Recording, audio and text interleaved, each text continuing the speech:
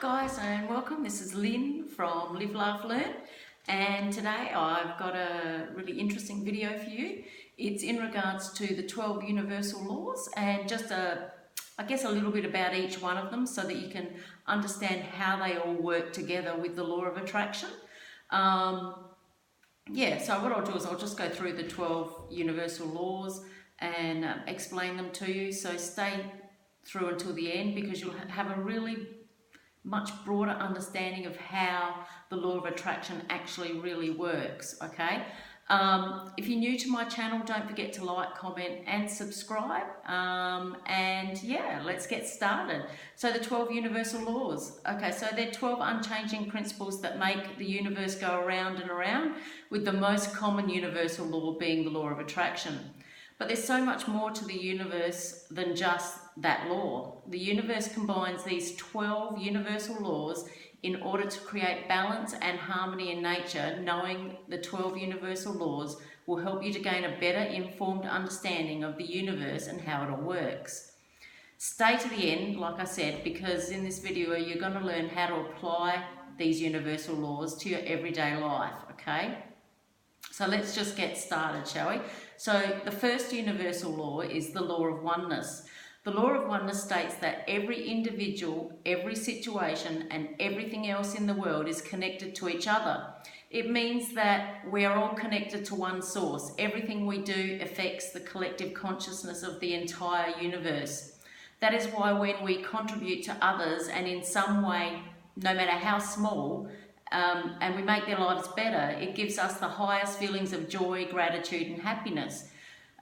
What someone else thinks or does may affect your life in some way and vice versa, even if you don't know that person. So if you sort of like think of it that someone can affect your life by a decision that they make and you may not even know them. So that sort of thing, what comes straight to my mind is when you're involved in, say, a car accident or something like that, it's not necessarily your fault, but it's a decision of somebody else. So their actions have affected you. So it's like that, all right? The law of energy, number 2. Everything is made of energy from thoughts to people, and that's what the law stands for. The law of energy is also known as the law of vibration, and this means that energy comes in an infinite number of frequency levels, and energy and vibrations are being sent out to the universe constantly. So the law of energy is always in motion, all right? So number 3, the law of action. Okay, so the law of action, it must be utilized in order for us to manifest things on earth. We must engage in actions that supports our thoughts, dreams, emotions, and words. The law of action states that you must do the things and perform the necessary actions to achieve what you desire, okay? Number 4, the law of correspondence. A very popular quote from the Emerald Tablet states, "As above, so below." And this means that whatever happens inside your mental space is reflected on the outside.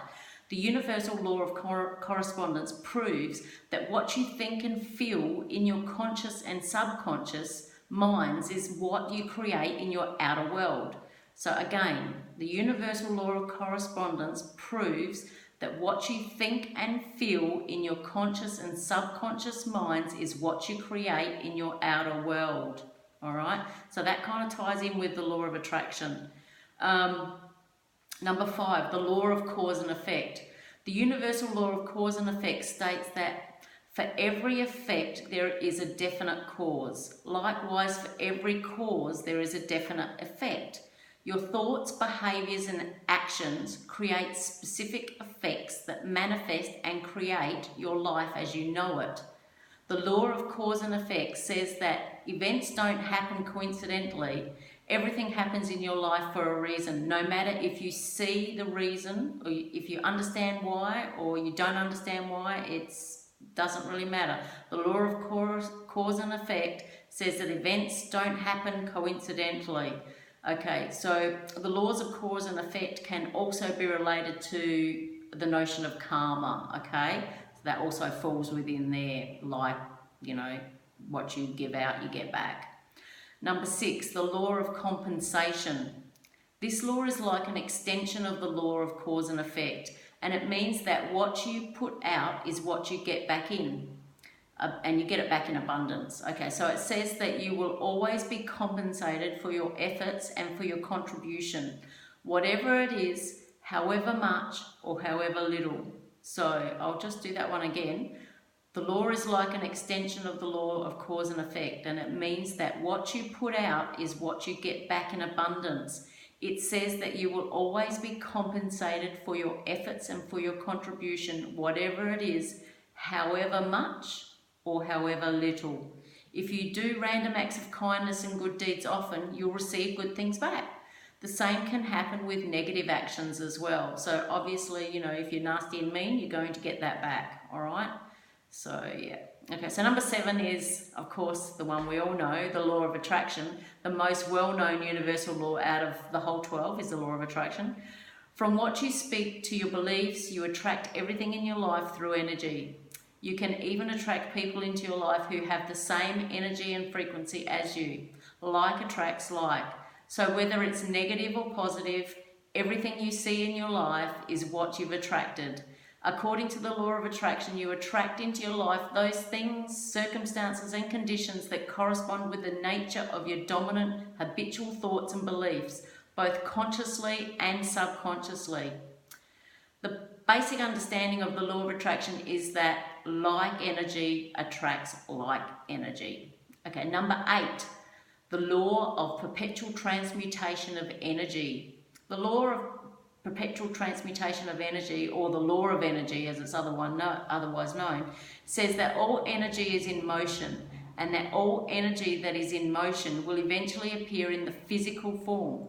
We already know from the other universal laws that thoughts are also energy. What this means is that you have the ability to change your life into anything you desire. It's your responsibility to transform your life, and it's your choice to accept or reject the opportunities that the universe gives you. Energy is always in motion, all right? Again, energy is always in motion, and you get to choose whether you want to go with the flow or go against it. Number 9, the law of relativity. Everything is relative. The spiritual and metaphysical aspects of this law of relativity tells us that everything in our physical world is only made real by its relationship or comparison to something else. Light exists because we compare it to darkness. Sadness exists because we compare it to happiness, and so on. In the law of relativity, every life obstacle is an opportunity for people to change their perspective and their life so that they can continue to improve themselves. These tests from the universe also help us learn to let go of judging events and people as good or bad, nice or mean, etc., which we do when we compare ourselves to others. Everything in the universe is just existing, and that is what the law of relativity means. Number 10, the law of polarity.